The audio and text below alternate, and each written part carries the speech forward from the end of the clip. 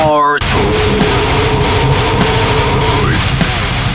And here we have another guitar plugin from Vadim Taranov, the creator of some plugins I've already reviewed, like Randall Solar or Crank Frankenstein.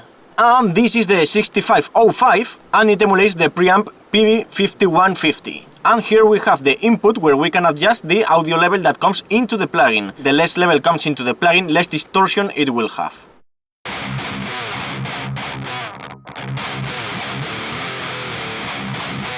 And then we have the output to control the level that comes out of the plugin.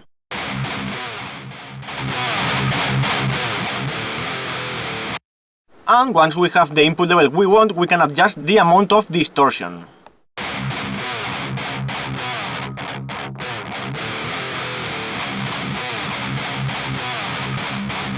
And as you can see, you can have from smooth distortions to extra brutal distortions.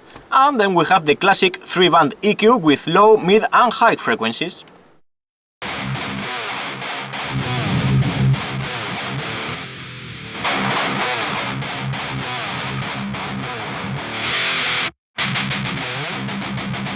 And also we can bypass the EQ.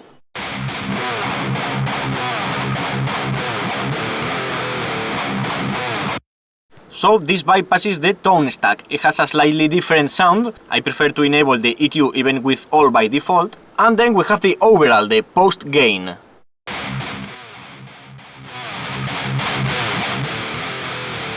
And with most guitar plugins for distortion, this one or the TSE X30 LE456, I used this plugin before the distortion, the TSE 808, with the tone almost at max, because in my opinion it improves the distortion. I'm going to bypass it and enable it so you can see the difference.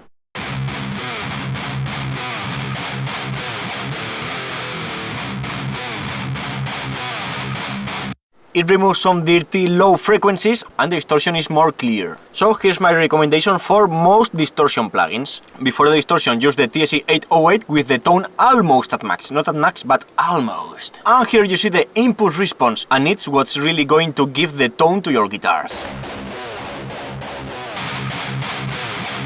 Without the impulse response, the distortion will sound really digital, and well, saying it quickly, an impulse response is just an EQ that emulates the sound through a cabinet. So the one I'm using here is the MixIR2, it's not freeware, but you have the NadIR, it's freeware, you have the link in the description. And of course you have all my impulse responses in the description, with hundreds of impulses to make your guitar sound like any band or amp. And as I said, the impulse response will give the tone to your guitar. I'm going to show you some of them.